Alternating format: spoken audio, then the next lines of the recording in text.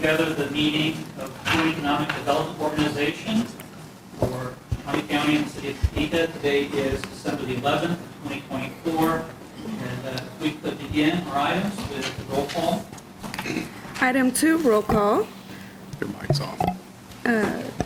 Commissioners Cook, Here. Mays, Here. Rippon, Here. Mayor Padilla, Here. Deputy Mayor Valdivia Alcala, Here. Council Members Baines, Here. Duncan, Here. Hiller, Here. Ortiz, Carroll, Miller, Dobler, Hoffer. Note that our voting members are present. If we could begin with our next item, item 3. Item 3A, approval of September 11th, 2024 JEDO board meeting minutes. Are there any questions or is there a motion? Motion to approve. Motion to approve by Mayor Padilla. Is there a second? Second. Second by Commissioner Rippon. If we could just have a roll call vote. Commissioners Cook, Yes. Mays, Yes. Rippon, Yes. Mayor Padilla, Yes. Deputy Mayor Valdivia Alcala, Yes. Council Members Banks, Yes. and Duncan. Yes. Our next item shows that it passes unanimously. Item 3B, approval of the 2023 JEDO audit. As you might recall, at the last meeting of JEDO, there was a issue with the audit as it was brought in at a late after the notice had been sent up. So we have it here today for us to take up. Are there any questions regarding the 2023 JEDO audit? Is there a motion?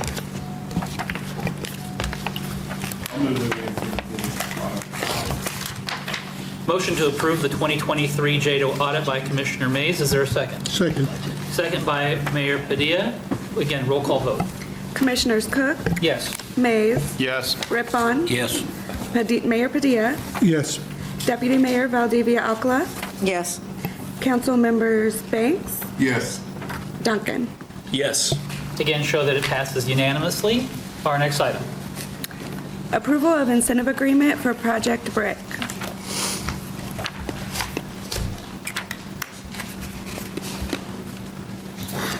Hello.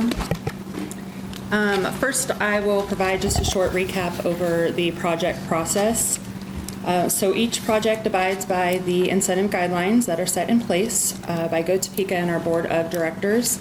They align with the metrics in our community strategy to ensure that we grow our economy through capital investment and quality jobs that meet the minimum threshold. Incentives are also only offered to primary employers to ensure a positive economic impact and a return on investment. These projects tonight follow those guidelines, and all incentives are performance-based in structure and only paid out as earned over a period of 5 years. Additionally, all the details of the proposed incentives for these projects have been outlined and included in your packet. Normally, after final approval and announcements, we pause for a picture. Since we have two, I would just ask that we do that after both of them. So for Project Brick, at the September JEDO meeting, the incentive funding for Project Brick, a local aviation company, was approved. Over the next 5 years, they plan to hire 13 new positions, and those positions will range in salaries of $60,000 to $110,000 annually. The economic impact for this project over the next 10 years is $18.9 million with an ROI of 301%. And with final approval of the contract that's in the packet, we are excited to announce that Project Brick is Veris Aviation. And with us tonight to say a few words about the project and what it means for them moving forward is Patrick Trawl, the Vice President and Director of Operations.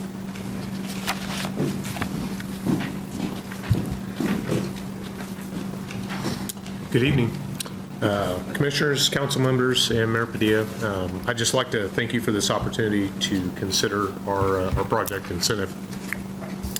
My name is Patrick Trawl. I'm the Vice President, Director of Operations at Veris Aviation. And Brooks Pettit, my business partner, isn't able to be here tonight. He's out in Las Vegas at the International Council of Air Show members and trying to set up a future air show. Also, I'd like to mention our community is very blessed to have Matt and Molly and Ashley. Ashley was instrumental in this process and made a complex process quite easy. So great job to the whole Go Topeka team. A little bit about Verus Aviation. Aviation is complex and can be high risk. And Verus Aviation, we help companies make aviation safe and simple. We were founded in 2007, and we have two business practices: full service aircraft management and aircraft sales and acquisitions through our brand Verus Jet Sales. Over the past 10 years, our company has doubled in size, and we intend to continue that growth trajectory. And this incentive package is going to help us accomplish our strategic growth objectives through maintenance growth, flight operations, and our administration side. As stated, a total of at least 13 full-time positions over the next 5 years. And this is also in conjunction with the expansion that we announced earlier this year at Topeka Regional Airport.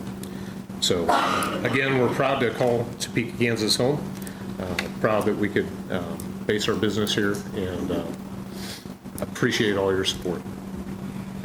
Great. Other questions? Not seeing any. Again, this is a good project. Is there anything additional, Ashley, you want to bring forward on it, or? No. Okay. With no other questions, is there a motion regarding this item? Motion to approve. Motion to approve by Mayor Padilla. Second. Second by Commissioner Rippon. If we could have a roll call vote. Commissioners Cook, Yes. Mays, Yes. Rippon, Yes. Mayor Padilla, Yes. Deputy Mayor Valdivia Alcala, Yes. Council Members Banks, Yes. Duncan. Yes. Show that it passes unanimously. Our next item. Item 3D, approval of incentive agreement for Finish Line. Okay, this is another project whose incentive funding was approved at the JEDO meeting in September. It is for a local manufacturing company. Their capital investment is $57 million, and over the next 5 years, they plan to hire 300 new positions. The annual salary of those positions is $50,000. The economic impact for this project over the next 10 years is $1.2 billion, and resulting in an ROI of 171%. So with final approval of this, the contract that's in the packet, we're excited to announce that Project Finish Line is HME. And with us tonight to say a few words about the project is owner John Hass, CFO Kevin Rake, and Angela Ayala, the controller.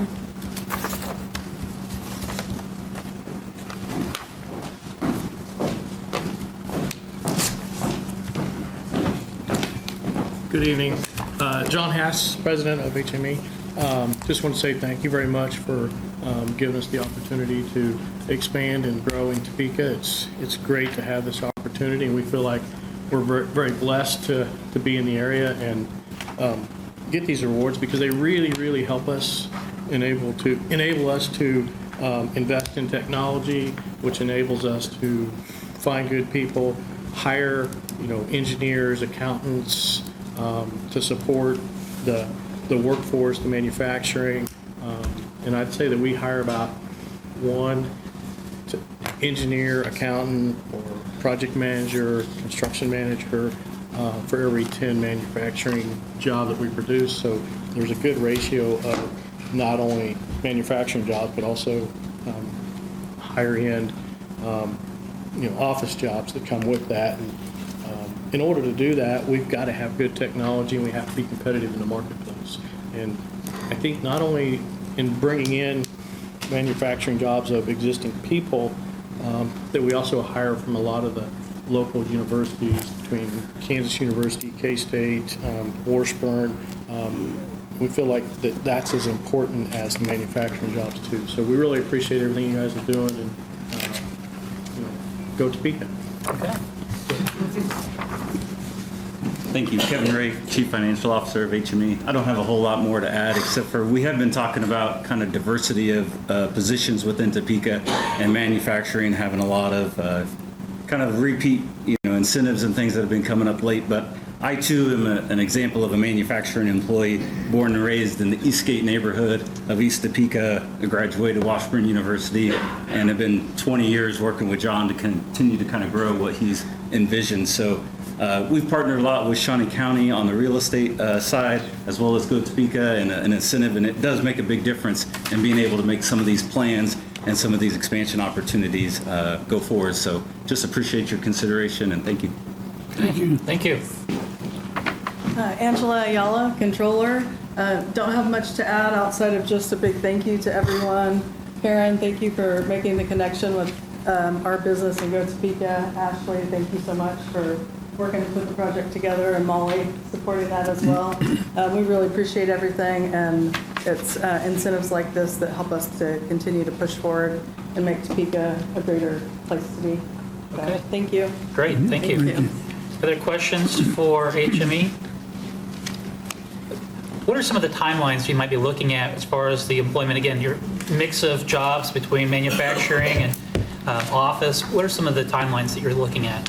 So it's a continuous process. We're continually hiring. I think this year, I don't remember exact numbers, but We're about up 65 for this year's, kind of an average. and we're growing every year. And it's one of those things where we're hiring as we find good people, and it's a full-time effort recruiting and finding the right people for the jobs. So as we've got a large facility that's being built right now. We've been working on that this past year. It's 120,000 square feet. And once it's completed, we've got to get jobs to fill that facility. So it's a continuous process. I'd say that we're always looking and we're always growing with the number of people. I think we've got a full-time recruiting staff right now. And, in the falls and springs, they're hitting the universities. We're hitting the tech school, Worcester Tech, going outside too to find good people. So across the board, it's a continuous effort that every little bit that we can do helps. Yeah, we were pretty excited to hear that Washburn Tech was getting that old Kmart building out in Yeah. Topeka. So we partner with them in at least 3 of their different programs, from drafting, machinist work, and welding, obviously. And so pretty excited to kind of continue to grow out those relationships through the local partners and keep trying to grow. Any other questions? Just a quick question, and it's just curiosity. More than anything, as you recruit and bring in some of your new employees, do you have a feel that we're getting most of our respondents from local citizens, or are you attracting people to Topeka for these opportunities here to help grow our population? So I think it's both. A lot of the welding schools are coming, or the welding and fabrication are maybe coming from the local high schools where they've gone through the tech schools. We also we recruit different tech schools around the country. There's a Southeast Missouri that we grab one from. There's a Manhattan Technical School. So they're around the area that we're always trying to grab from. A lot of the small towns around Topeka also are good places to pull good people from.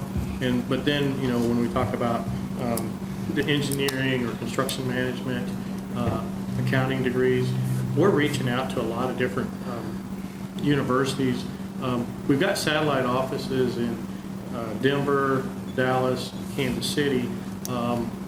So we've got guys down there that are recruiting, and sometimes it's get them up here for the positions, and then we're flexible if they want to go work in another area. But we're always trying to find the right people at a lot of different locations, with Topeka being the main focus. Thank you very much. Thank you. Any other questions? Is there a motion? I will move that we approve project selection. Motion made by Commissioner Riplon to approve, seconded by Councilmember Banks. If we could have a roll call vote. Commissioners Cook, Yes. Mays, Yes. Rippon, Yes. Mayor Padilla, Yes. Deputy Mayor Valdivia-Alcala, Yes. Council Members Banks, Yes. Duncan. Yes. Show that it approves unanimously. At this time, given our tradition, we're going to take a brief 15-minute recess. That should give us enough time to go out, get the pictures. 10? 15's a long time. You want 10? Yeah. I'm thinking 5. 5? 5's a little bit brief. How about we compromise and go 10? We'll do a 10-minute recess then. So we're in recess for 10 minutes.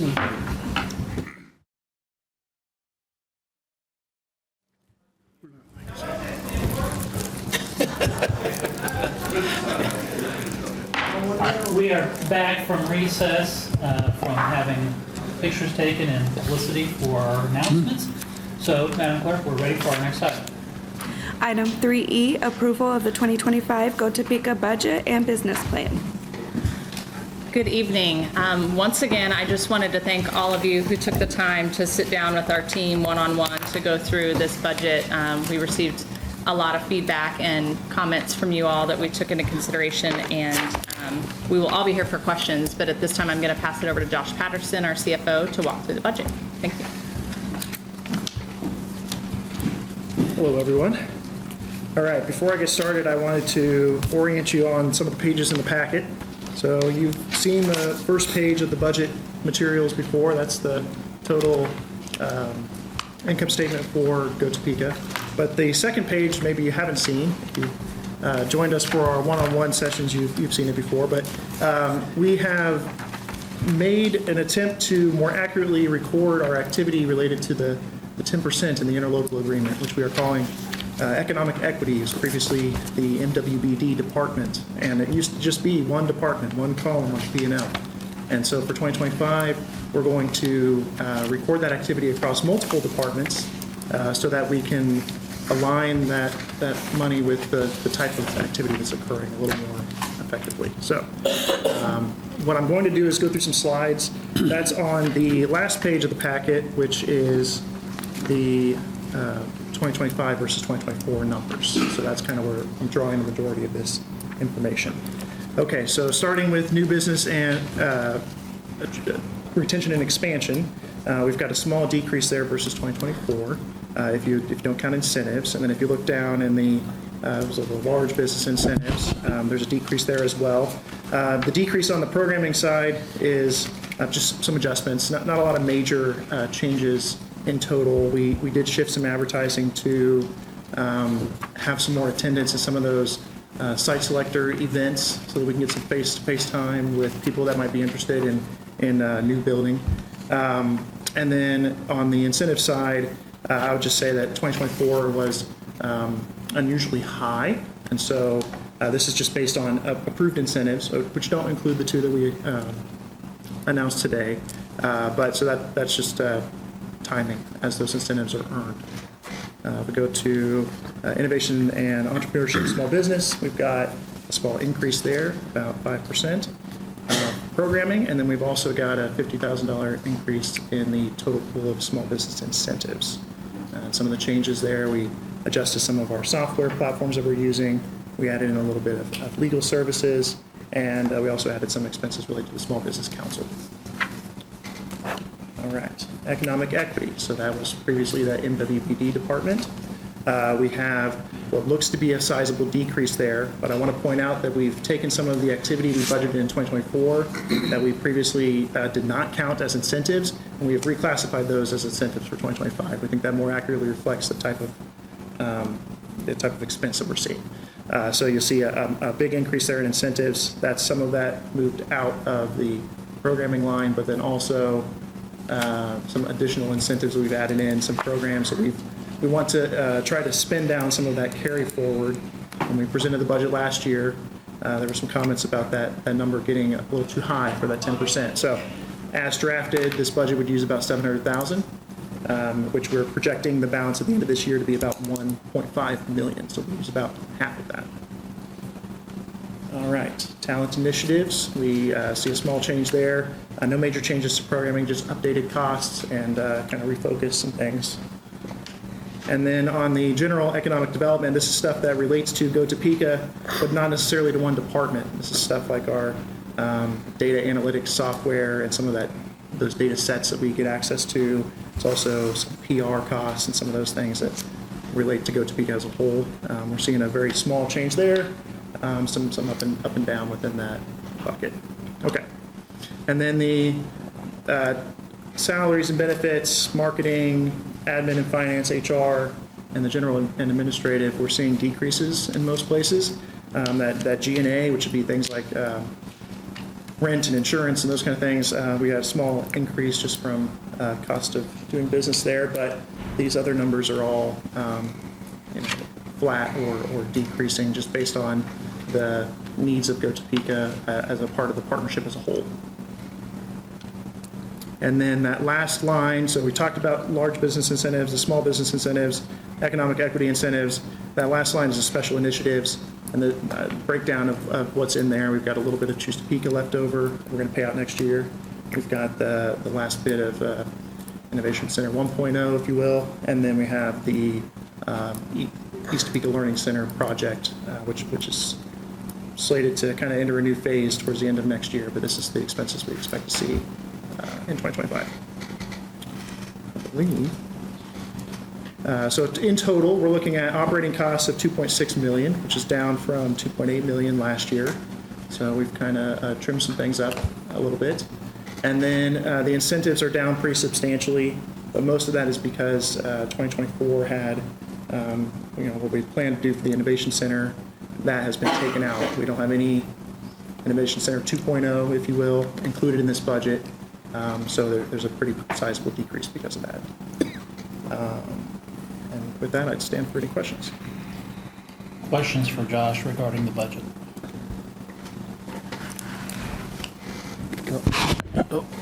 Yeah, it's Actually, I'll go back on since the mic's on now. Questions for Josh regarding the budget? Yeah. Councilmember Duncan. I really have two comments. One is a thanks. As everyone knows, every time I've said on JEDO, and even when I'm small business, getting money to the real small, what I call the real small businesses, the true small business is always important.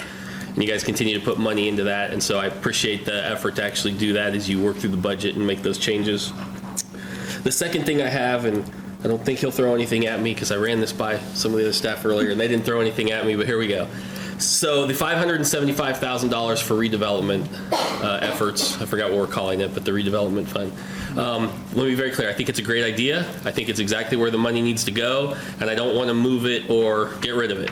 But I am going to make a motion to do one thing because I think that the outline is good in terms of how it wants to be allocated, but I think some details need filled in so we can make sure it actually gets to who we want it to get to and who it's really targeted at.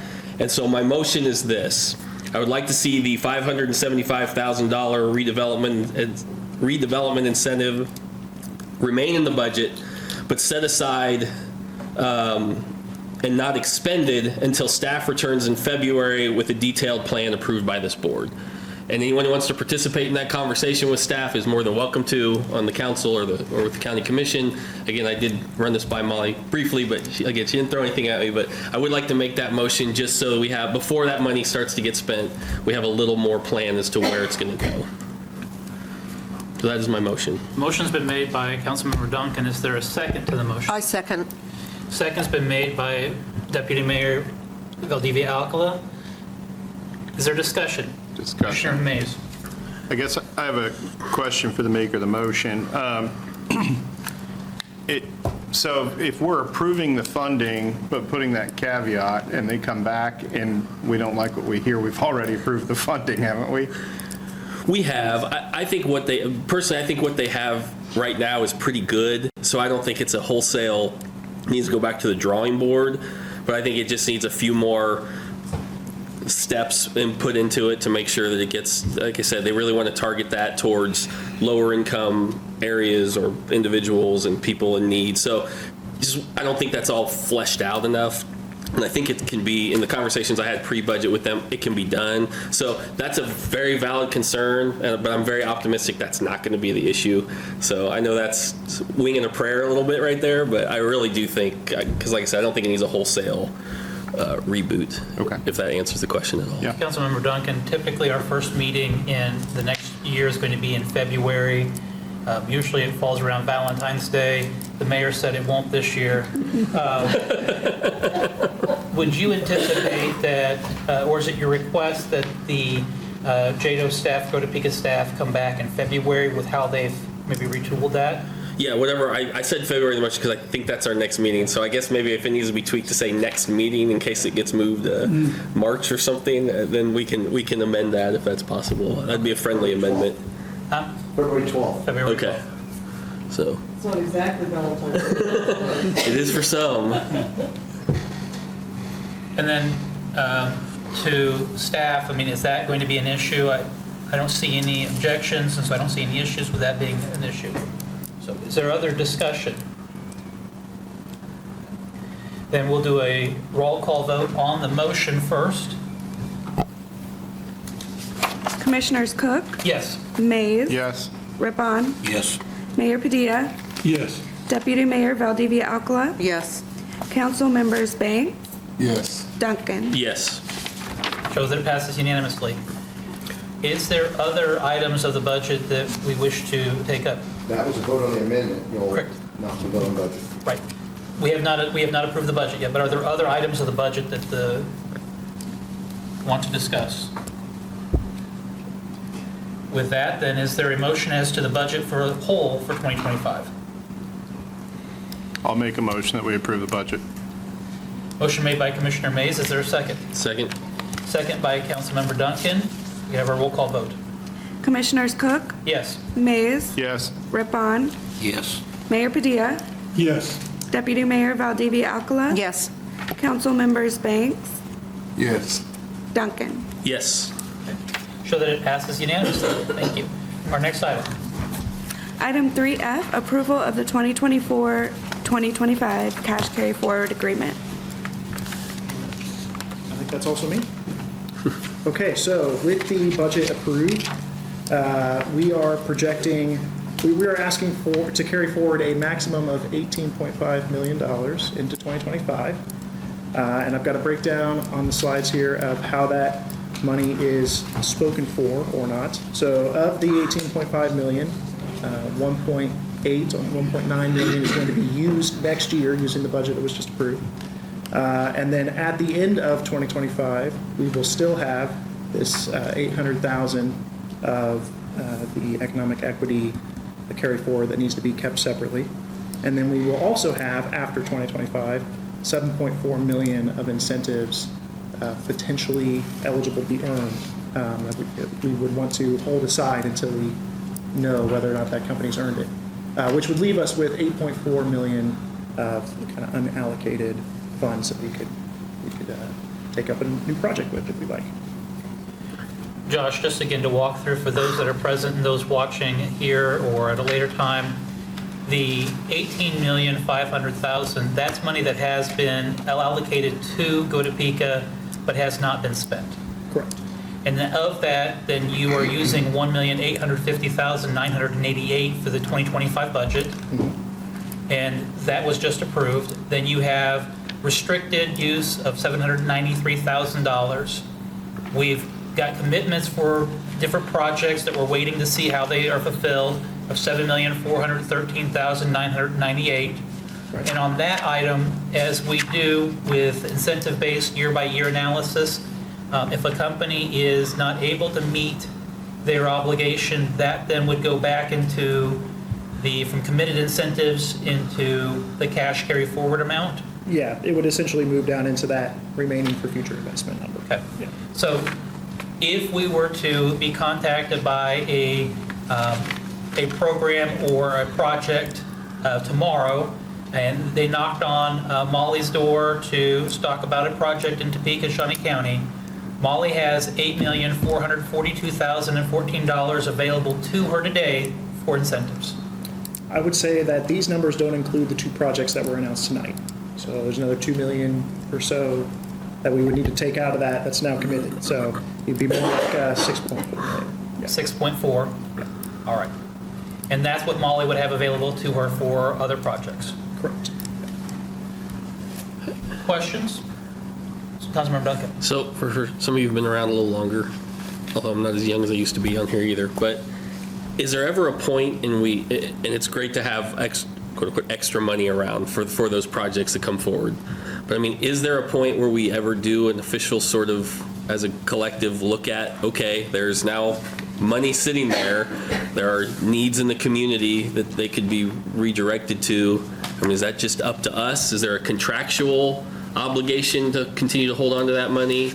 Does this board get to decide at some point how it wants to be? I mean, I honestly don't know that piece of the process. Well, I think that this board has taken on a number of items and initiatives over the years, everything from quality of life to economic development, to jobs, to a number of, Molly, I know you're coming up, but education with the East Topeka Learning Center. And it is, I mean, we are the governing board, so we do decide. Deputy Mayor Valdivia Alcala. Well, then to add on to that, I'm just going to throw something out since it came to my attention after watching the meeting, is that we're talking about Eco Devo here. All of you have been in this realm, play this game, whatever it is, the movers and shakers. But let's just use, for example, the $5 million that the Jayhawk Theater is sitting on, waiting for another $5 million match since they have the $5 million from the state. If they do not get any kind of help from, let's say, JEDO or some other entity that can help with that $5 million match, they're going to lose that money from the state. We know that the Jayhawk Theater can draw in people, it can put heads on beds, it fills up its theater, it's a long-standing entity. Joanne, does not have deep pockets herself. This is a nonprofit. She works hard, she has a hard-working board, but yet for some reason, she cannot seem to get any help with this. So that's really a conundrum when we think about downtown and the importance of downtown. And that's kind of interesting that you asked that question, Councilman Duncan, because I know I'm not going to be a voting member next year, but I think it would really be interesting to kind of get some good factual reasons as to why some of this money could not go to Jayhawk Theater, because we know they are a prize jewel within our community. So thank you for that. Thank you. I might note that, Molly, we have made quality of life to Jayhawk Theater in the past. That was in 2018 or 2019. Yeah, you noted a couple of the items that I was going to bring up, so you took the words out of my mouth there. And yes, we did do a one-time quality of place investment that that affected positively the Evergy Plaza, a park in Auburn, Redbud Park in Noto, the Jayhawk Theater. I think that's it off the top of my head. But, yeah. So we have made an investment in the theater, and to the Deputy Mayor's question, we haven't seen a proposal from the Jayhawk Theater to be able to react to, so that would be my answer for why we haven't brought that to this board yet, because we haven't seen anything to bring to the Go Topeka board and then bring on to you all. And that is the process generally, is that it comes to your office and then goes to the Go Topeka board and then to the JEDO board. Correct. Deputy Mayor? Thank you. Well, I hope some folks from the Jayhawk Theater are watching, because it was very concerning to me to know that they could possibly lose the $5 million that they got from the state. So obviously the state believes in them. The state believes in what they have to offer. And so I didn't know if you all go out looking around the downtown corridor to help businesses. Obviously, it seems they are nonprofits as well. It seems that they have to come to you.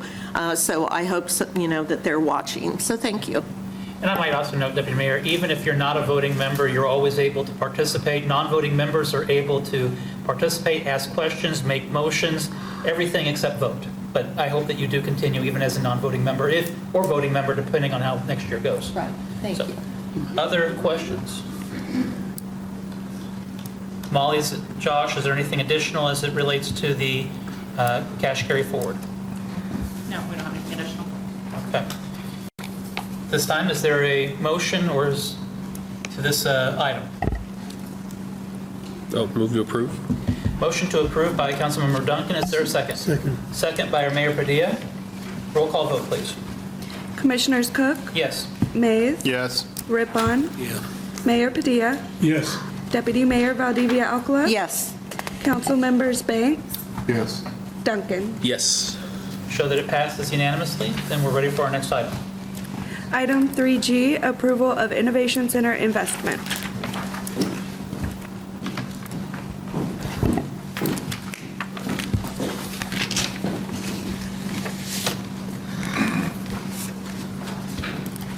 Good evening, Stephanie Moran, Senior Vice President of Innovation. I have with me this evening Mark Ruel, the current chair of the Innovation Advisory Board, and Dr. Kevin Hahn, Go Topeka board member and executive vice president and chief scientific officer for Triforce Pharma.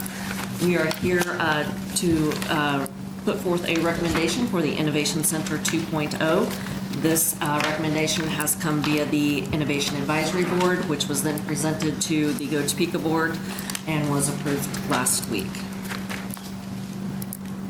I'm going to let Mark kick us off, and then I will jump in. Thank you for hearing us, and thank you for your commitment to economic development in our community. I've been here a while. I've actually lived here twice for long periods of time, and where we are as a community is nowhere near where we were 2 decades ago, so thank you. And specifically, I want to thank you for your patience and even long suffering as we've been trying to tackle what's arguably the hardest part of economic development, and that's the development of an innovation ecosystem.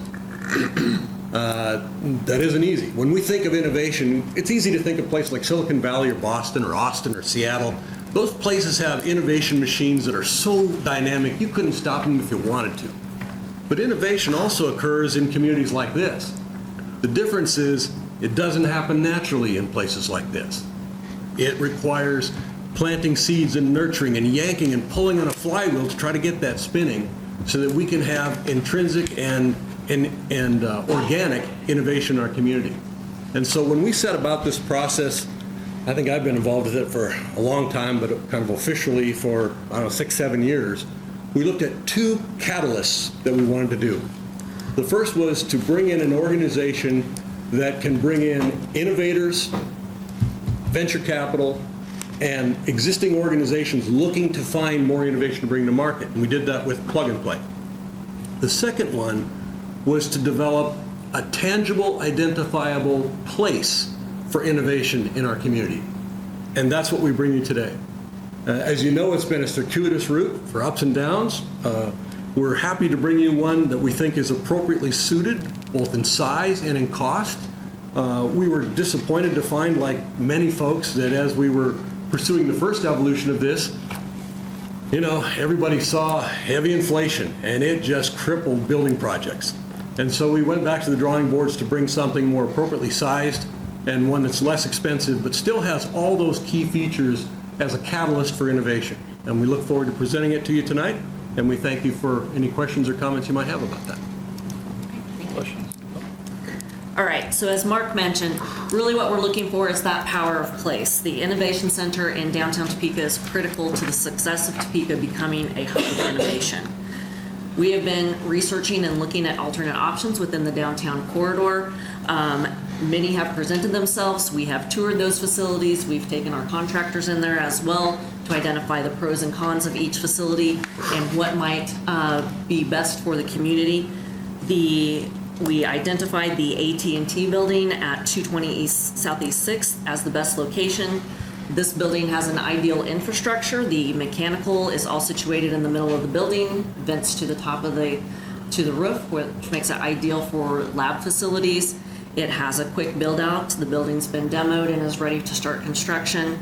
And we have options for phasing within that facility. This is a local owner and a local GC with AIM Strategies and KBS Constructors, so we feel like this is a project that we can really lead and move quickly. In this scenario, we have changed where we were not working with a developer, and therefore Go Topeka would be the master leaseholder and manage this facility. That would give us about 3 times the space versus the original project on what Go Topeka would manage, as well as significantly more lab space than what we were seeing in the original footprint. Go Topeka has met with and toured many innovation spaces for plan insights and best management practices. We are continuing to do so, and we are working with the Association of University Research Parks organization to understand the best way for this facility to move forward. What you'll see here is a drawing of what we expect the first phase of this to look like. So this is the first floor of the building. This facility has 12-foot plus ceilings, which makes it, again, ideal for lab build-out. It has room for the infrastructure, for the ventilation, the mechanicals that are needed for this type of facility. What you'll see is at the bottom of the screen is the 6th Street entrance looking north. You are seeing some offices off to the right-hand side. That is kind of the lobby area, some conference rooms. There are offices for resource partners such as Business Development Center, Plug and Play, Go Topeka staff, and our Business Concierge office, which was just recently opened in downtown Topeka, would be part of this facility as well. You move into some open desk hot seating area where people could rent desk spaces. And then all the green is the lab space. So these are kind of standard lab spaces, about 750 square feet each. These would be built out with the casework and ventilation as needed. Some would have ventilation, some would not. Not all of them do need that. You've got some office and some co-working space for those lab tenants.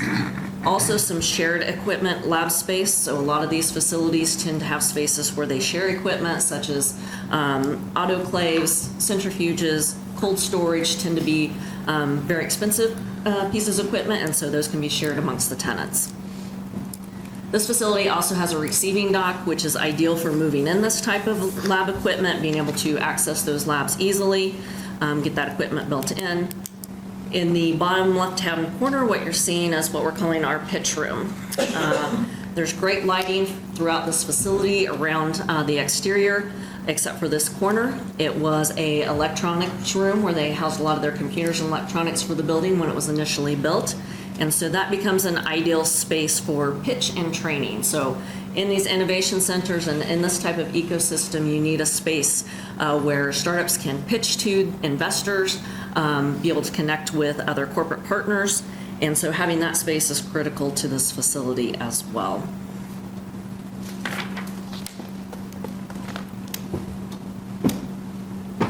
So looking at the financial pro forma summary for this, what we're looking at is the total revenue. We have built in a phased-in tenancy. So as we look at this facility, we have assumed about 20%, 40%, 60%, 80%, so a 4-year build-up of the lab tenants. We've also done a phasing in of pitch tenancy as well, about the same percentages, to where you would reach then full occupancy as you move into kind of the 5th year of this facility. For the expenses, we have looked at similar type of facilities and estimated what those facility costs would be, anything from janitorial, mechanical, maintenance, utilities, management fees, all of those types of things that we've encountered in this type of facility. We would go after university corporate engagement, sponsorships, naming rights, that would help also attract startups and student engagement into this facility. We have sponsorship of spaces similar to what we've seen in other facilities to help promote those innovation strategies. This also assumes additional lab build-out. So in the first phase, we would build out 4 of the lab spaces and leave 4 of them open for custom builds. If we needed to go build those lab spaces out later on, then we've factored that into the pro forma as well. So the Innovation Center 2.0 total request, build-out costs of just under $6.6 million, and a 10-year lease of up to $2.9 million. As I mentioned, we see this facility in the pro forma that we've put together starting to break even and cover operating costs in the 5th year, but we are showing what the entire 10-year lease cost could be for this facility.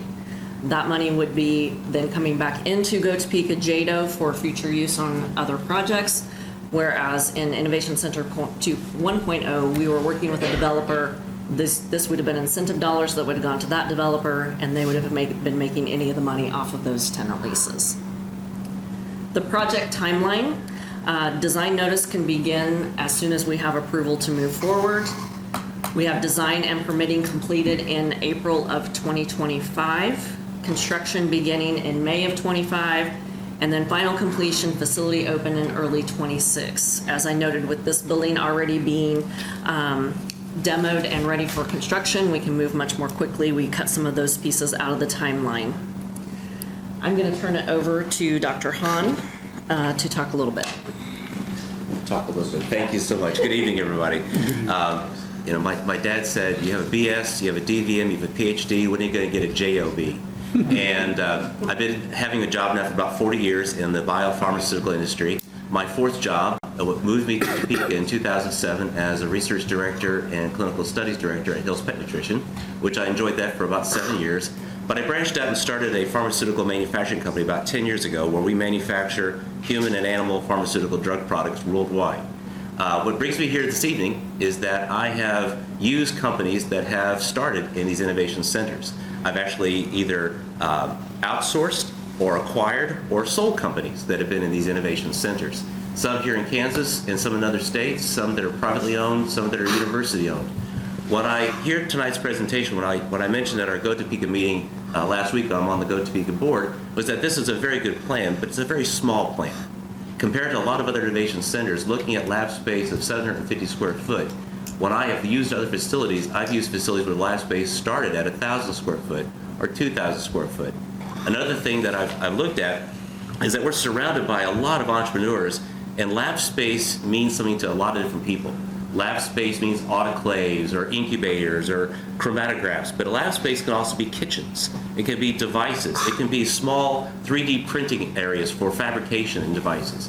So you look at the current biofarm area that we live in, and you think about FDA, it's actually medical devices, food, or pharmaceuticals. It could be any one of those three, and it could support and elevate some of those. So for example, a lot of the companies that I've outsourced to have been analytical labs where they use maybe 50 feet of or not 50 feet, 50 square feet, because they have a bench and they have an analytical machine.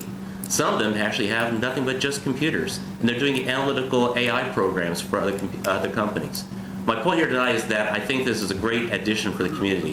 When Matt first joined the Greater Topeka Partnership, I think I was either the first or second person that said, I need to meet with Matt because we need innovation in Topeka. We're a drive-by community. People go to Manhattan, people go to Lawrence, they go to Columbia, they go to other areas. This has been a great effort for us to get to this point right now. I think it's just the starting point. My last comment is that when we had our Go Topeka board meeting last week, I mentioned that I remember Laverne Epp and his vision for the BTBC at the KU campus in phase 1. That building was a very long slog to get developed. It eventually did, and now they're on phase 3, phase 4, and phase 5. That's the future of our community, and I'm really proud to be a part of that, and I thank you for your attention. Thank you. All right, thank you. So based on the recommendations from the Innovation Advisory Board and Go Topeka boards, we are requesting approval for $9.5 million towards the build-out of Innovation Center 2.0, and we'd be happy to stand for questions. Deputy Mayor Valdivia-Alcala. Thank you. Hi, Stephanie. I do have some questions. These are pretty broad in general. Folks in my district, I told them I would go over this meeting with them because there's a number of folks that want to watch it. Yes. That are trying to understand more about JEDO and Go Topeka. So I'm asking broad questions. But first I want to say the questions and the concerns that I have are for the concerns, but also the deep hope that I have for downtown Topeka. Having been a lifelong Topekan with generations of my family here, there is a deep and abiding concern that we redevelop the area. And I know how hard you and Molly have been working on this. But just with the basic questions, how much is Cody Foster putting into this Innovation Center 2.0? Cody is the owner of the building, and we would lease from him. This is Go Topeka's project, and so we are paying the building cost. There may be some overlap of common use spaces, such as some of the restrooms and those type of spaces, and those details are being worked out through this project. Okay, thank you. Yeah. The next question I have is how much more money, and forgive me if I forget these figures, because when you guys have meetings, you push those meetings hard, and you got a lot of figures added to them. How much more money is JEDO putting into this 2.0 version than the 1.0 version? The original amount that was approved for 1.0 was $5.87 million. Mm-hmm. And so the request for this is 6.6 for the build out, and then again the lease operations up to 2.9. And again with the pro forma, we're hoping that we don't have to go to that entire 2.9. We're looking to break even and bring some revenue back into the project. Okay, and finally, how many entities, possible tenants, do you know for sure are committed to signing on? We have had conversations with many tenants. Many are waiting for a construction date, and that is what has been kind of the crux of this project, is pre-leasing is difficult without a definitive construction date for these type of lab facilities. When these type of users, these startups are looking for lab space, they're looking for it now and yesterday. And I know Dr. Hahn can speak to that quite a bit in his world. So we need a definitive construction date in order to go sign those leases with tenants. But we have a list of people that we've been in contact with. They just want to know when are we going to start the project? Okay, I get that. So here's what I'm going to boil this down to, and it's two-pronged. And again, this is about the whole of downtown and what is trying to take place and the concerns. One, I feel that this is being rushed. I believe sometimes there can be that desire so much for something to succeed, and with all the laborious effort that you all put into trying to work with BioRealty and then it going south, this seems to me like it is very rushed. The other thing that I just really want to be as part of my concerns I have, even though I think JEDO does a number of really good things, is we all know that there's a couple of big players in the downtown area. One of those is AIM Strategies, and Cody, that's Cody's baby. And don't get me wrong, Cody is doing tremendous things. Thank you, Cody, for your restaurants. Thank you for your vision and your love of Topeka. So I'm not slamming him in that way. My concern is the optics of this, about there doesn't seem to be any questions about how much is owned by Cody downtown, and this is just going to be one more thing, and this is going to be, sales tax money that's going to be put towards this. So there's the optics part of it, but there's a part where I know that my constituents aren't going to buy this. Yeah. Because, and who I answer to first and foremost is my district. And it seems to me that it also smacks of a monopoly of property. And this is one, getting involved with this with Cody. So I cannot support this. But there's one other thing I want to add to this that is part of what we're looking at when we talk about JEDO. So I believe it's germane to this topic because we're also talking about downtown. We also know that the other player in this town, in the downtown area, is Jim Klossman. We know that he owns a number of shuttered buildings, and I've never met Mr. Klossman. It is mind-blowing to me that there is not more effort being put to get those properties in and small businesses in those properties to really elevate what we continue to say about small businesses and helping that downtown. We also know that Mr. Klossman owes a huge amount of back taxes to the county and to the city, and specials as well. And I understand this is a realm that he runs in, but I think what people are tired of, what my constituents are tired of, are these type of things. And I think Topekans really care. The folks in my district really want to see that development, but they also want to understand what's really happening here. So when they ask me, I'm going to tell them the truth. And it seems to me that these two individuals, Cody, yay, Mr. Klossman, I think the taxpayers need to get from him what is owed. This is all troubling. But I just wanted to say I'm not going to be able to support this, but thank you for the work that you continue to do. Thank you, Chair. Councilmember Banks. Thank you, Mr. Chair. As I'm sitting here and listening to Deputy Mayor answered some of the questions that I had on my pad to ask, are we in a technical time crunch for a startup? Well, what I would say is we've been, working on this for 4.5 years now. I mean, I've been on this for 3 years. It certainly started with the team before I came into the position.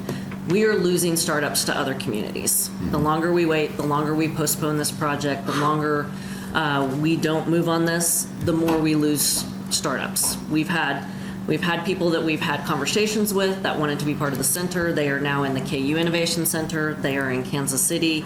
They have built their own facilities elsewhere. So it's a time game. The longer we're not in this game, the less relevant we are to this tech sector.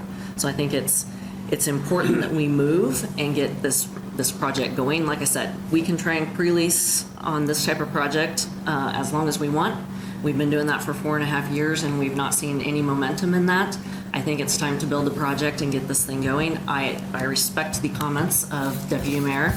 I know it probably seems rushed to those who aren't in this on a day-to-day basis, and I can certainly understand that. We've been working on this for months, working on this, alternate proposal, when BioRealty came to us back in May and notified us that they were going to put the building up for sale and looking for alternate uses. And so, based on the recommendations and the comments from the JEDO board, we've been looking at alternate plans since that time frame. Well, I'm excited about some of the plans that we have for the Innovation 2.0. I hope that you can understand some of the reservations that this board or members of this board may have, and the concerns that the people in our community might have. This is a big project, a program for us. Some of the things I hear, why can't it be Southeast Topeka? We have buildings that are available, and those are the things that my constituents ask about. And I think the initial assessments for this project identified downtown as the place to activate for that. So, back to the Deputy Mayor's comments on wanting to activate downtown and really make that a strong place. Those type of catalytic investments in innovation centers we've seen in other communities have done that. They've activated those downtown areas. You have places to eat. You have places to engage. Evergy Plaza and other areas within the community. So it's that thriving ecosystem. These type of facilities want to see coffee shops and nightlife and the plaza and things of those nature. And so that was the place where it was identified for this to be successful. Thank you, Stephanie. Yeah. Thank you, Mr. Chair. Councilmember Duncan? Thank you. Whenever it comes to quality of life investment, economic development investment, I think sitting in this chair, it really is do you hold them or do you fold them decision sometimes, right? It's one of the tougher decisions we make as to where we're going to invest those dollars. We're not going to throw money at everything that comes our way, because that's a fool's errand and would be wholly irresponsible. At the same time, we can't do the same old, same old. We've seen where that's gotten us. We continue to not recruit as many businesses for a capital city compared to some of our peer capital cities. We continue to struggle to get a population. Even though the state has kind of a leveled out a population, people aren't choosing Shawnee County all the time when they are moving into Kansas as their first choice. And again, we're the capital city. We want to be that hub. This is not a new idea for this board. To Stephanie's point, for the last 3 years, this has been a good idea. This board, this city, this county have said, this is a great idea. The statistics back it up. The data is there that says there is a need and a want for this in our community. And also, to Stephanie's point, we have done this with other projects in the past, and then we do get lapped. And then Salina and Manhattan and Lawrence beat us to the punch, and then we're out of the market. I look at all of these investments on a one-to-one basis, because one size does not fit all. And you can't just say, great idea, let's give you money, great idea, let's give you money. But looking at the data we've collected over the 3.5 years, I don't think our position should change in the sense that we suddenly shouldn't think it's a good idea. What we're really faced here is the partner didn't work out. They sort of left us in the lurch, and we don't want to miss out on this opportunity because we think the time is here. I believe, looking at all of that we've talked about the last several years, this will incur economic development. This will encourage businesses to stay here and move here, and this will get people to stay here and move here into the capital city. We should have an innovation center as the capital city. And so this isn't a lark for me. I've had the conversations with staff. I've looked at innovation centers across the country, across the region, as to how they operate. And so just for those reasons, I can support this evening. So thank you. Stephanie, I've got some questions based on meetings that we've had, the Go Topeka board meeting. But to start with, Yes. when we started out with Innovation Center 1.0, we did so with BioRealty, Yes. and we identified BioRealty as a person who had done innovative centers across the country. And we wanted to partner with somebody who's done innovation centers so that we were not trying to recreate the wheel ourselves. Correct?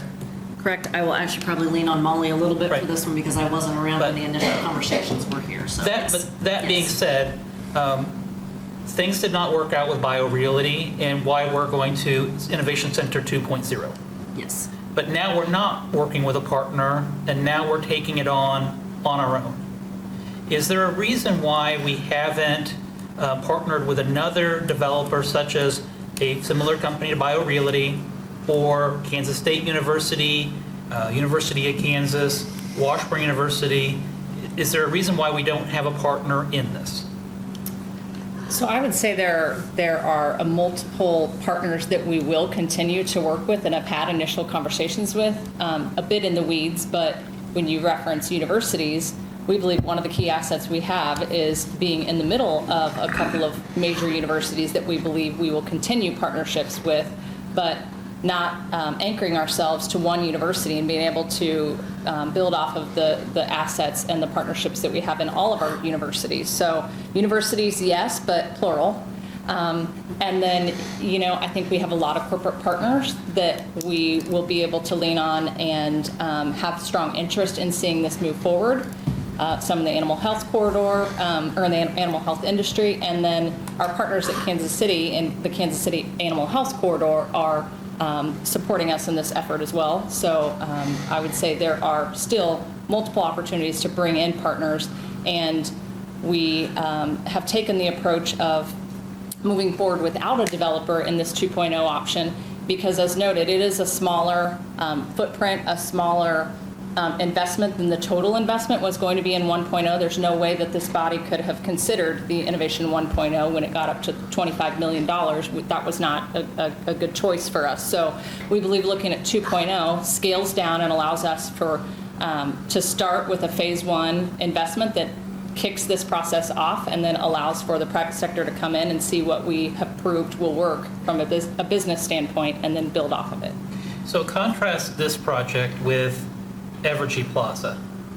Evergy Plaza was identified as an economic driver for downtowns to have a downtown plaza gathering space. We acquired the property, or rather downtown Topeka acquired the property, but then they sought and got partners with Capital Federal, with Evergy. It wasn't done by just downtown Topeka, and then there was a partnership gathered on it, and in fact, part of it, was JEDO was partnered in it as well. So the multiple private and public partnerships to make it work. I was just going to say that when we started with our initial management, the initial management was with OVG, who had a background in event management, and now we don't have OVG. Now we're doing it ourselves after we've kind of figured out what we want, what would work in Topeka and Shawnee County. So why are we wanting to do something different here? So one key difference I would note in contrasting with the Evergy Plaza is this pro forma has an opportunity to earn revenue. So that's even different than Innovation Center 1.0. In Innovation Center 1.0, the revenue was going to be earned by BioRealty as the developer. Now, without BioRealty being in the middle of it, as we partner with universities, corporate partners, sponsorships, naming rights, those dollars will all offset the public investment that JEDO would be putting into the project. I know that you were questioned during the Go Topeka board meeting, but again, for those that were present, on your timeline, you've got design and building permit completed April 2025. Construction begins May of 2025. That's a 30-day radius. Is that realistic that we would be able to have that come through city planning? And I know that the city manager is here, but is that realistic for us to have that on that timeline? Yeah, so I think there's a tweak in that timeline. We're saying design and permitting completed by April. So the design and permitting approval would happen before that, after design has started, which design is very well underway, as you've seen some of the schematics tonight. So once design is completed, then we would kick off the permitting approval process. And then between April and May is the time between permitting being completed and then actually starting the construction. And then the last question I have, and again, this is maybe, Stephanie, I'm going to press just a little bit on this, but just to make sure we're clear, at this present time, we don't have anybody pre-committed as a tenant. Publicly pre-committed. Publicly pre-committed, no, we are in conversations on LOIs with a couple of entities, but we do not have any pre-leases committed, nor did we in the prior project. Okay. Deputy Mayor? I just want to make one thing really clear. The project itself, I think, is good.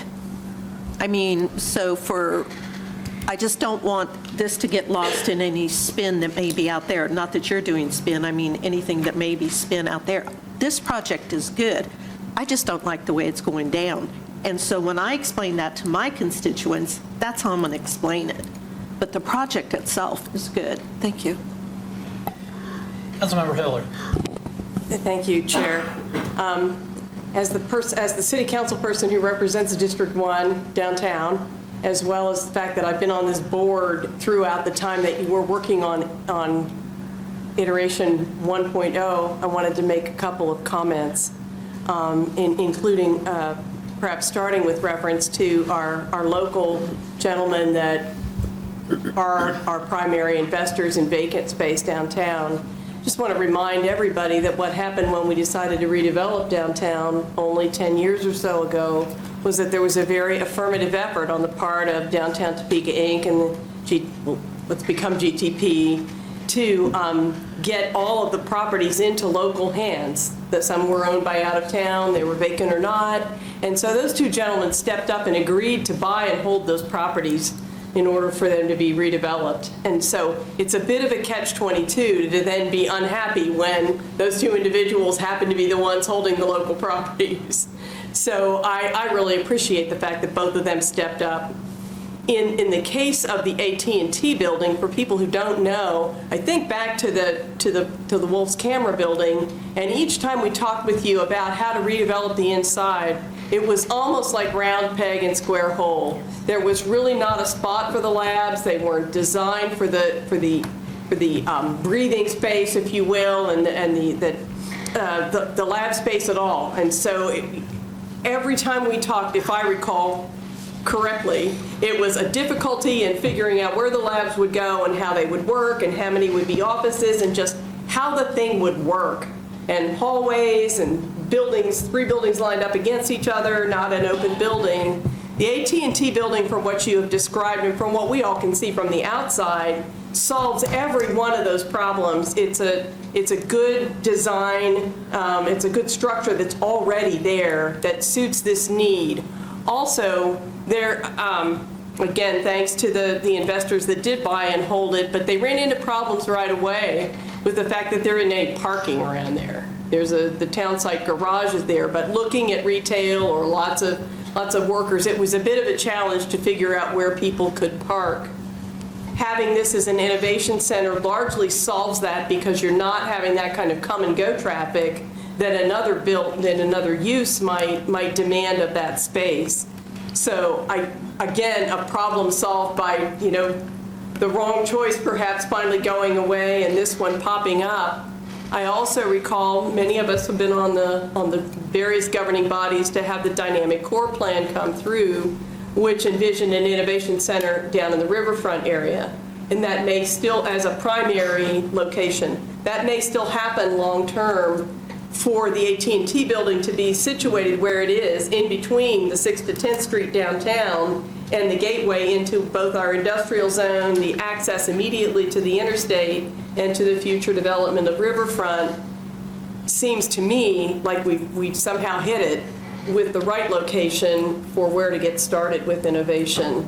So just wanted to share a little bit of the background, at least from Karen's lens, as watching it develop, in that this seems like the right fit, the right place, and the right time. And so thanks for your work on it, your involvement, board members and others. And I hope that's helpful to maybe balance out some of the story and the decision-making. Thank you.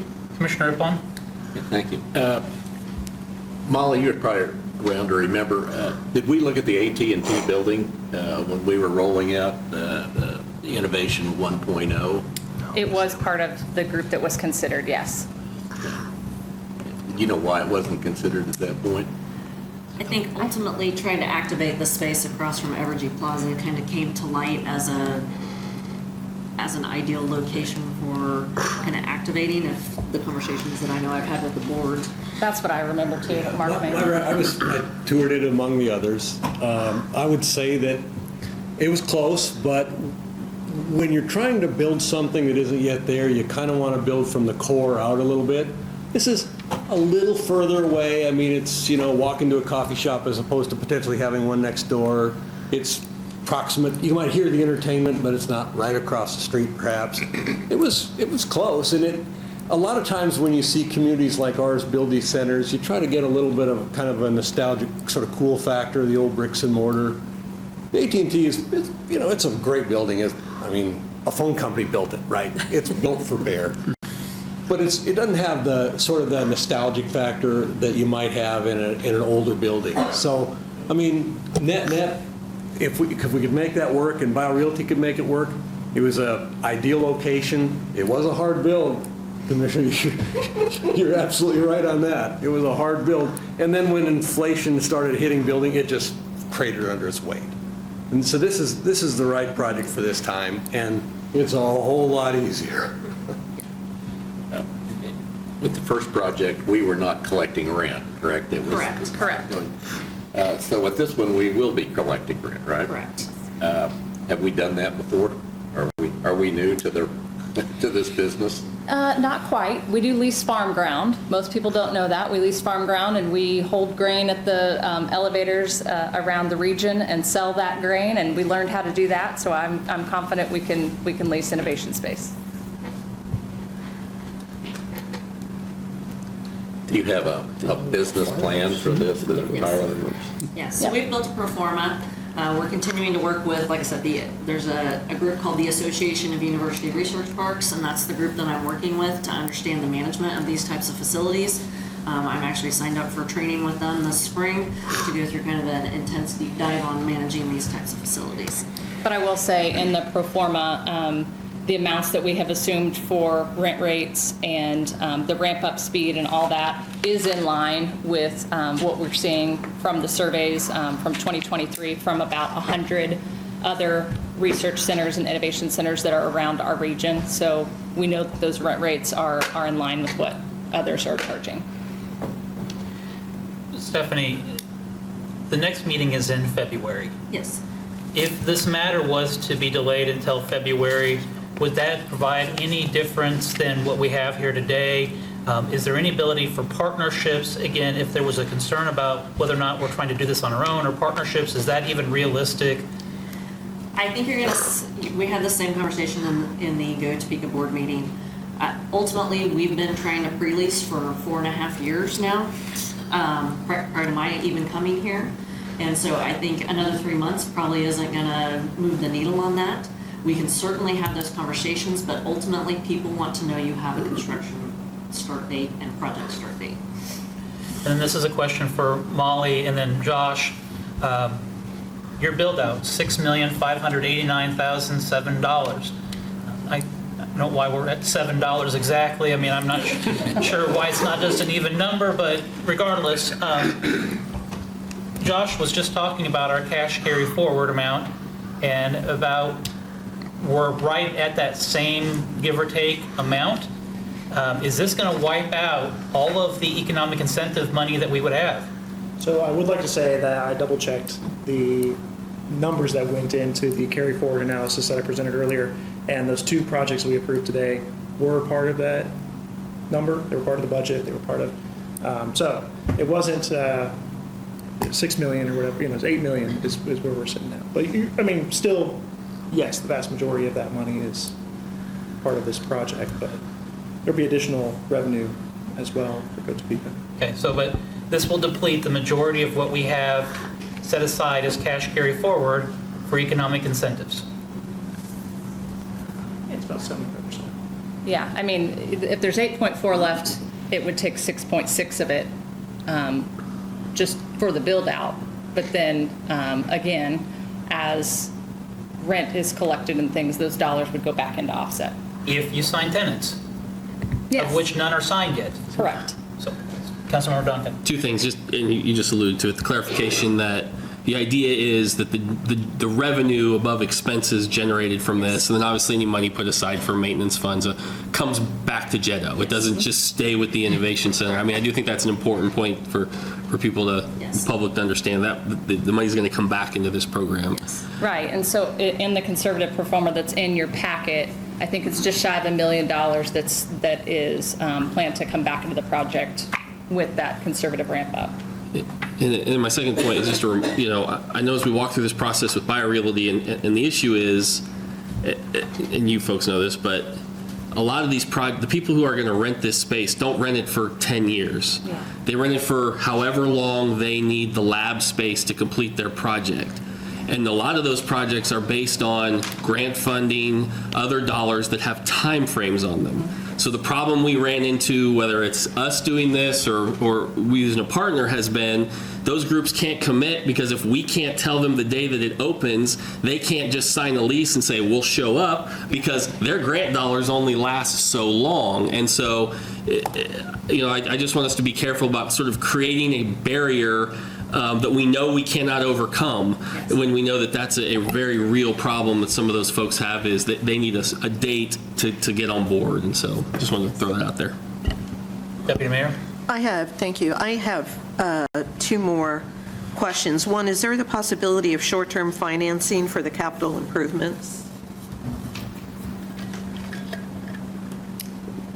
I mean, we could look at all options if that's the pleasure of this body. We have the cash sitting in our account to pay for the construction expenses, if that's what you're referring to, but. Okay, I don't know if it's in the interest of the body or not. It's an interest to me, for whatever that is worth. But the second part of it is the balance that we were looking at with what was going to be carryover, where it said 8 and then it went down to like 6. I would like something cleaned up that really shows, if this is approved, what's going to be left for that cash carryover. Right, yeah. Because I want to be able to show my constituents that. Yeah, so when you look at what's on the screen right now with the breakdown, the 8.4 that's left, if you were to put another line item below that and then subtract out 6.589007, then that would be what would be left to invest in future years, including the lease that is up to 2.9 that is over the next 10 years. And so, 6.6. Yeah, I'm just messing. Yeah, sorry. So 6.6. So if we take 8.442014 minus 6.6, I don't have a calculator. Well, number to number, $1,853,007. Thank you. Yep, 1.8 million. Okay, thank you. So I've got a lot of thoughts. One is that had we had this plan originally, we'd be done by now. I think we wasted a lot of time trying to pre-lease with an out-of-state investor who may or may not have ever really planned on building the facility. But here we are, and so I like this plan better than the old one, to tell you the truth. I feel like it's sort of the difference between if you wanted to open a hamburger restaurant, if you want to open a food truck, you can do it yourself for a pretty reasonable amount of money. But if you want to open a McDonald's, it's going to cost you millions of dollars in franchise fees. And I feel like I would rather we do it ourselves than trust somebody else who's going to profit from it, rather than us getting some of that revenue back. I think the deputy mayor is right in looking at some possible financing. I think even if it's included in the lease, if we were to get some of this paid by the owner of the building and pay a higher rent to reimburse over the course of the loan, I would be fine doing that. I worry a little bit about draining that amount of incentive dollars because, what happens if a large company comes and wants an incentive? Let's say we've been looking at aviation. Those are huge companies. If somebody wants to invest $100 million here, but we need to put a couple of $1 million on the line in incentives to make it happen, and we're out of money to do that. And so I worry a little bit about draining the bank account entirely, knowing that we may lose out on a project in the future for it. So if there's a way to renegotiate this lease so that we aren't paying all of the construction expense up front with cash, I think would be probably a wise way to do it. We can definitely have that conversation with the owner of the building. Our thought was trying to be as transparent as possible and showing that, we had control with this body of all of the dollars that were being invested into the property and just trying to make it as clean as possible. But if that's a request, we can have that conversation. And then one other point of clarification on the incentive piece is that all of our incentives are paid out over a period of 5 years. So even if a large company were to come to us, we wouldn't be giving them their incentives on day one. We would have a period of 5 years to build up those dollars to then transfer over as they're earned. And I understand that. I just think, we're looking at approximately 75% of our carry forward. And that's a pretty large percentage of it. All right. Additional questions? Mayor, anything? I'll be back.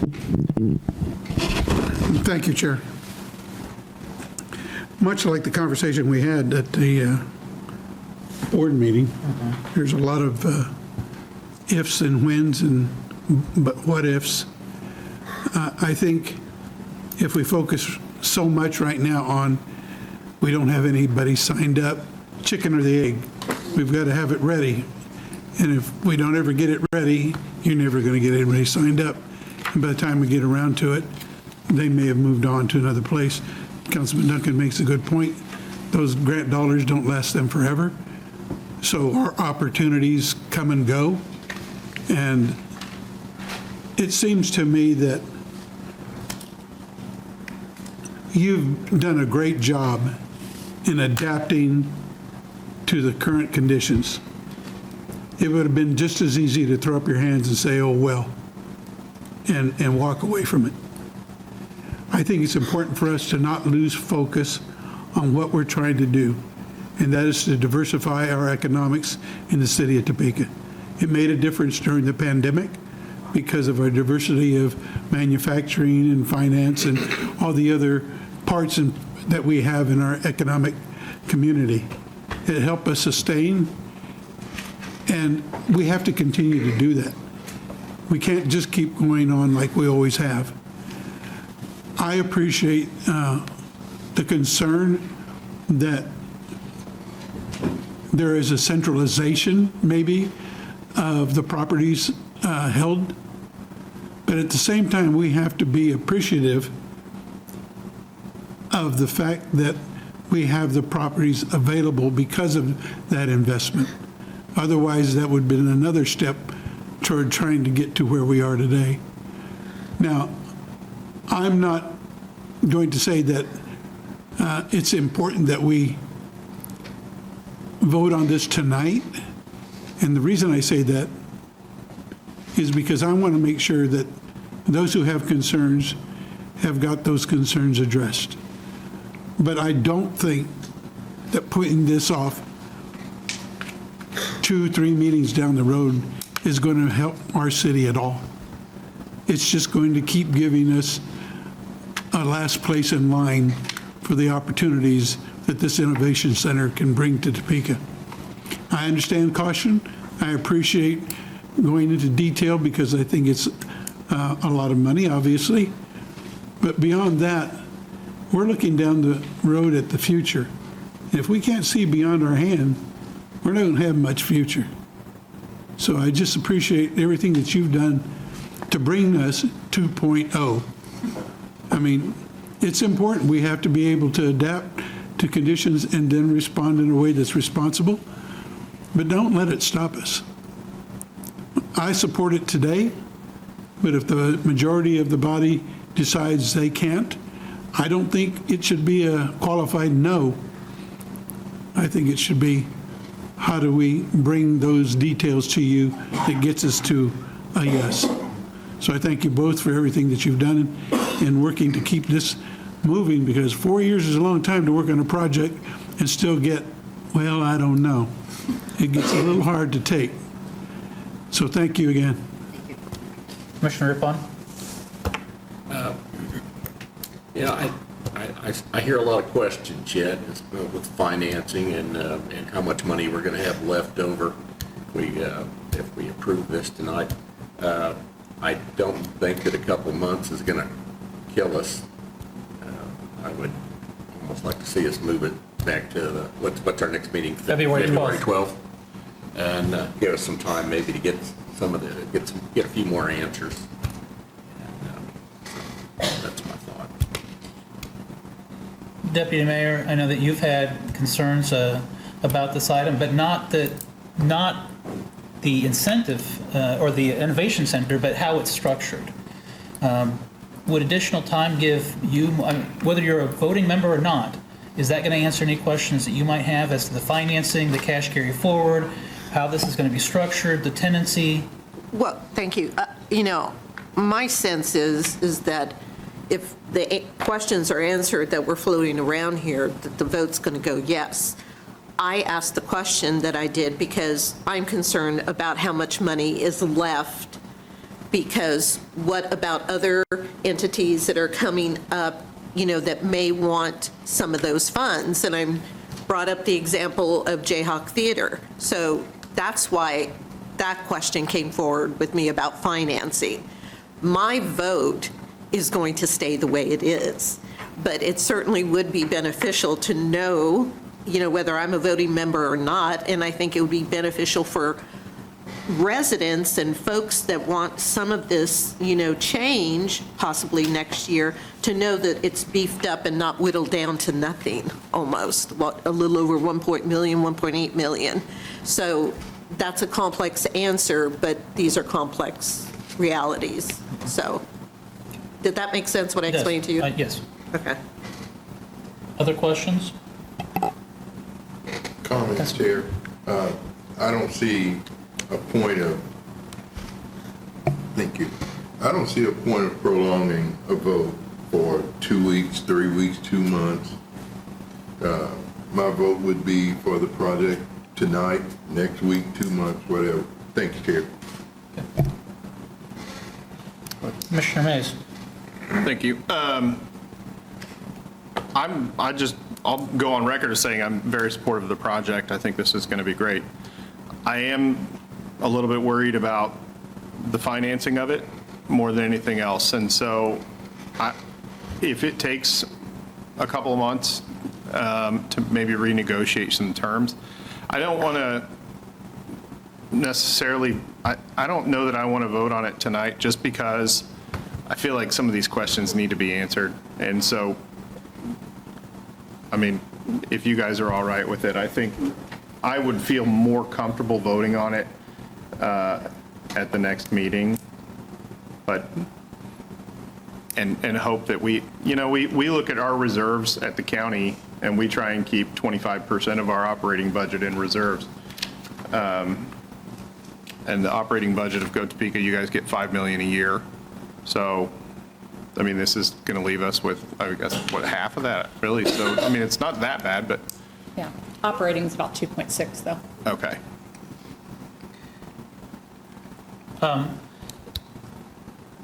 I guess my concerns, as have been said, are how exactly this is going to be financed, how we're going to structure this, the tenancy, the unknown of the tenancy, even though we have maybe people interested, until they're signed up, they're not signed up. How the rent structure, how is this, the financing, how's the income going to come in? What's the rate of the income? Is it going to be $5,000 for a lab space? Is it going to be $1,000 for a lab space? How do we structure those things? And those things are going to fluctuate with the market. So a couple of answers to some of the questions that you laid out there. Within the rent structure, we have that built into this pro forma. We didn't want to put it up on screen for public to hold us to whatever those square footage amounts are tonight. And we did share that with those of you that went through this project overview with us in advance of this meeting. So we have thought through those things. And to the comment about whether we have people signed up or not, we're back to that chicken and egg. I don't think that by February or May or June, if we don't have a certain construction start date, that part of the question won't be answered. Any other discussion? I'll just say also on the pre-leasing, I mean, nobody starts looking for a place to live 2 years in advance. I mean, if you're a company, if right now, some of these companies that we're going to rent to don't exist yet. And I think that to try and get pre-leasing, that was what was the big problem with the previous center is they refused to start construction until we had, 50% leased? Right. It's unrealistic. And so much of their plan was based on an anchor tenant that didn't exist. And so I think this is something that we're going to have to build it, and then the tenants are going to have to come. And I think based on the success of neighboring innovation centers, I think that the tenants will come. I'm not too concerned about that as much as just I am with our ability to do future projects if we spend all of our money. Councilmember Hiller? A couple questions for you along the lines of this discussion. You said you have 2 LOIs pending. Could you give us an idea of, not the specifics, but what value those are in terms of perhaps monthly income, and whether you think that they'll survive if this body doesn't vote till February? So those would be kind of the support resources within the building. I see. That we're having conversations with. So those support resources exist in the community. Okay. So it's just a matter of consolidating them into one location. Okay, so it's not a innovation tenant. Correct. Okay, thank you. Councilmember Duncan? I guess one of my questions then is if we're going to, I guess, create some benchmarks, I mean, what is it then you're looking for that number to be? If it's 8.4 million now, I mean, you want it to be 3 million, 5 million if they do financing. I mean, I think if we're going to say that, we need to give them some sort of benchmark to then be able to adjust to that, as opposed to just say, make sure we still, because under this plan, we still have almost $2 million. I mean, it's not depleting it to zero. And in theory, the rest of that won't be expended, that 2.5, until over a 10-year period. So really, that money sits there. I know it's got to be committed, but if they bring in revenue and can start to offset that, some of that could come back to us. So I view it now as we may have $3 million there under this plan.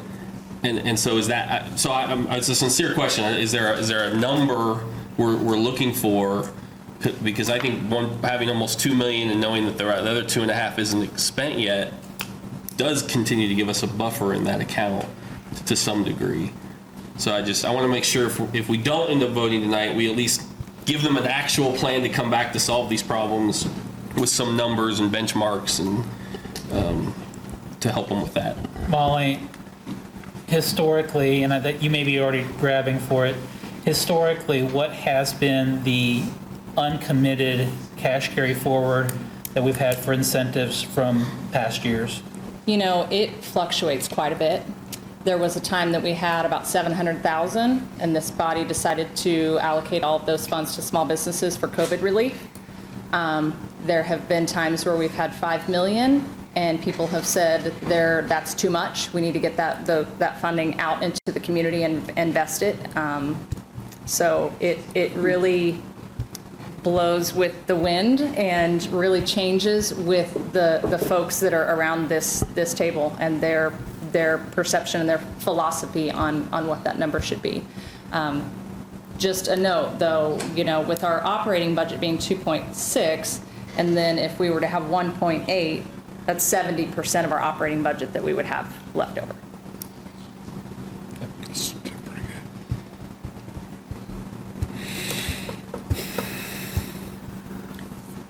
Commissioner Rippon. This 10-year lease, are we locked into that for all 10 years? No wiggle room there once we sign?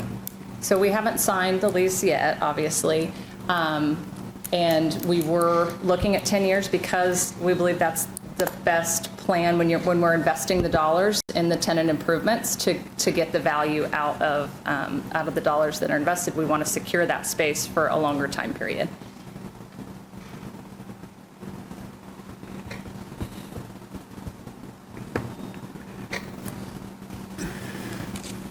So far tonight, we have heard some no, we've heard maybe, I need more information, and we've heard some I'm fully committed and I'm ready to go now.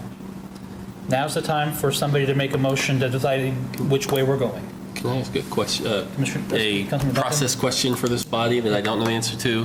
I know different councils and we're a different body, but for instance, at city council, if we bring something up and it fails, we cannot bring it up for an indeterminate amount of time. Do any of those rules apply to this body, or can we bring it back up in February? Or We use standard Robert's rules, so the only rule that would apply is that the side that made a positive motion,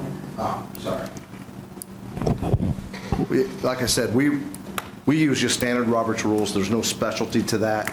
So here, the side that could bring a motion back would be the winning side, so to speak, but there's nothing about a time limit or anything like that. So let me ask you the more complicated question then. What if 3 of us aren't on this board next year? And is it based on city, county, or is it based on the actual person sitting in the seat? That's a good question. I think I'm going to punt to the city attorney because that's who has it next year. No, I think the answer is next year becomes a new legislative year. Okay. So I don't think that anybody would hold us to a technical violation of a Roberts rule. How you're asking. Okay. I don't think that would happen. No. Okay. I just want to make sure if I do make a motion, I'm not killing it or helping or whatever. I think the new legislative year is a reset. Okay. That can't even happen in the same meeting, right? A second vote. Yeah, sure. Yeah, but that's different. Okay, I'm just making sure. I know it gets complicated. Okay. Well, with that, Chair, then I'll move the question. I'll second. I'd like to do discussion real quick. Motion made by Councilmember Duncan, seconded by by Mayor. We're now on discussion. Commissioner Mays. So I assume your motion is to approve this as presented? Yes. Okay, so just throwing it out there, I'm going to make an amendment to kick this to the next meeting. And if it fails, and we'll vote. Or can I? That would be an amendment, wouldn't it? Or I guess. Well, I could. It's a substitute. It'd be a substitute motion. Yeah. Or you could ask me to pull back my. If the seconder and I agree, we could pull it back also. Sorry, pull back our motion. Well, I mean, I'm just trying to take the temperature.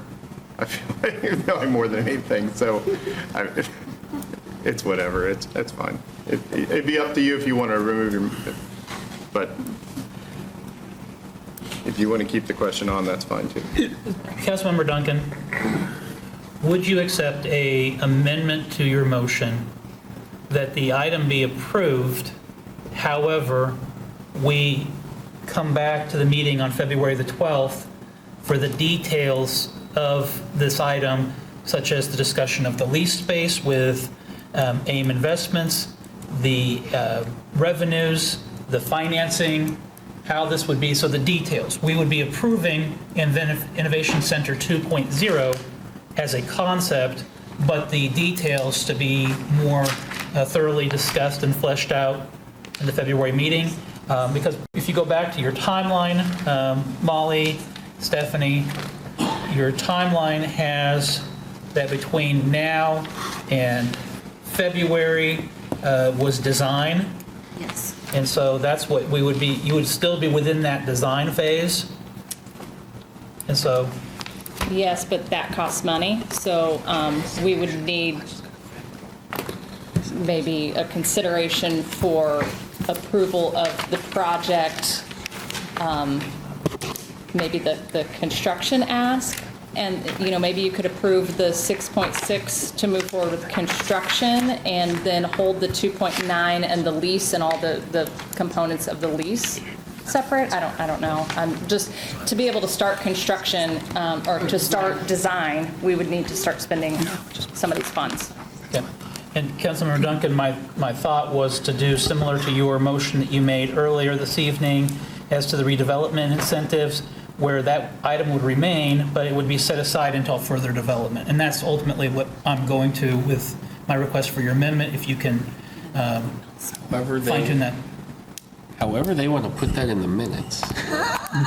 I would accept that as a Would that I allow wouldn't us to move specifically forward with say- design spend, I guess is the I question. wouldn't specifically say Yeah. February 12th. Do you have any idea how much? The next oh, sorry. meeting. So it would be for the next meeting, not specifically February the 12th. I will point out in the JEDO operational rules, and I want to credit the city attorney for catching this, is that it does say an item previously voted on cannot be reconsidered until 6 months has elapsed. See, Okay. and That's in the operational rules. Okay, so that does make a difference. So if I were you, I would do. Yeah, now that I know that, I'm gonna pull back my motion and see if the seconder will agree. I will agree. Okay, and then we'll go more down the, hopefully you have something worded to where you were headed. All right.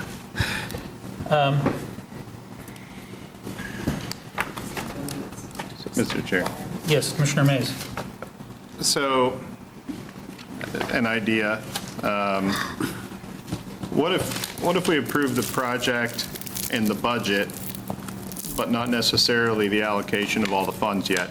I mean, I don't know what your design cost is going to be, but, I mean, you're not going to spend $6.5 million tomorrow. It's probably going to be a year from now that you spend the majority of that. So, I mean, if we were to approve the project, approve the budget, and then allocate, let's say, $1 million now, with the expectation that you come back in 3 to 6 months and have a more complete financing plan.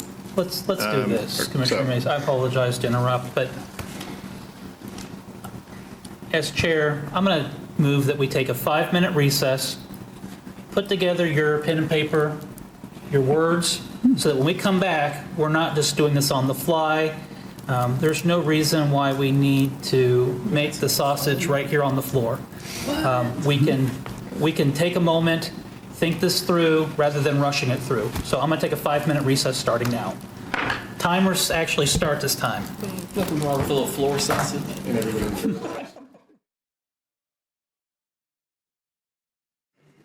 They're ready. We're back from recess. Before we begin, as to the operational rules, I'm looking to their council and parliamentarian. Is there anything that would prevent us from being able to waive operational rules? I mean, these are the rules of the Joint Economic Development Organization. They are our rules, so to speak, so we would have the ability to make changes to them as needed, right? They're your rules. They were adopted back in 2016.